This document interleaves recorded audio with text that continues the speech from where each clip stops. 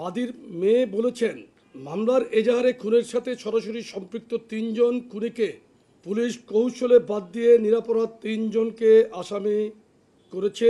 রাজধানীর চকবাজার থানার ব্যবসায়ী ও যুবদল কর্মী মোহাম্মদ সোহাগকে প্রকাশ্য দিবালোকে অত্যন্ত নৃশংস কায়দায় নির্মমভাবে পাথর মেরে হত্যা করা হয়েছে।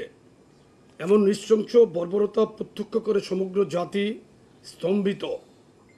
আমরা এই নৃশংসতার তীব্র নিন্দা, প্রতিবাদ ও ধিক্কার জানাচ্ছি। সভ্যতার এই যুগে এমন আদিম বর্বরতা আমরা কোনোভাবেই মেনে নিতে পারি না। এই ঘটনায় সংশ্লিষ্ট ও ইন্ধন দাতা হিসাবে যাদের নাম এসেছে তাদের সকলকে, মামলায় যাদেরকে আসামি করা হয়েছে, আমাদের 3 সংগঠনের আমরা 5 জনকে গতকাল সংগঠন থেকে আজীবনের জন্য বহিষ্কার করেছি এবং আইন শৃঙ্খলা রক্ষাকারী বাহিনীকে আমরা জোর দাবি জানিয়েছি, উদাত্ত আহ্বান জানিয়েছি তাদেরকে অবিলম্বে অতি দ্রুত গ্রেফতার করে আইনের আওতায় আনার জন্য। সাংগঠনিক দায়বদ্ধতা ও জবাবদিহিতার জায়গা থেকে যা কিছু প্রয়োজন আমরা সেই ব্যবস্থাগুলো নিয়েছি, কিন্তু এই ঘটনায় যারা সরাসরি সংশ্লিষ্ট হিসাবে ভিডিও ফুটেজ ও সিসিটিভি ক্যামেরার ফুটেজে যাদের দেখা গেছে, আশ্চর্যজনকভাবে তাদেরকে মামলার প্রধান আসামি করা হয়নি।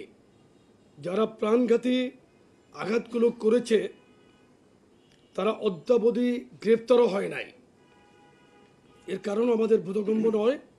গণমাধ্যমে মামলার এজাহারে উল্লেখিত বাদীর মেয়ে বলেছেন, মামলার এজাহারে খুনের সাথে সরাসরি সম্পৃক্ত 3 জন খুনিকে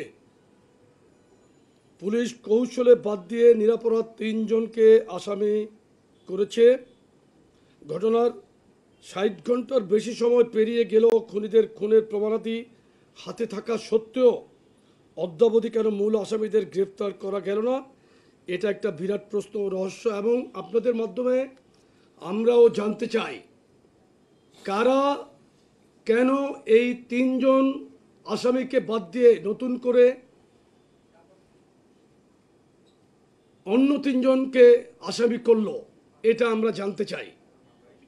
কারা করলো, কেন করলো, এটা জানতে চাই।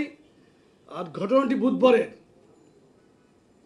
গতকালকে শুক্রবার এটা ব্যাপকভাবে প্রচারিত হয়েছে। 2 দিন আগের ঘটনা কেন গতকালকে প্রচার হলো, এর পিছনে কারা জড়িত সেটাকেও খুঁজে দেখতে হবে।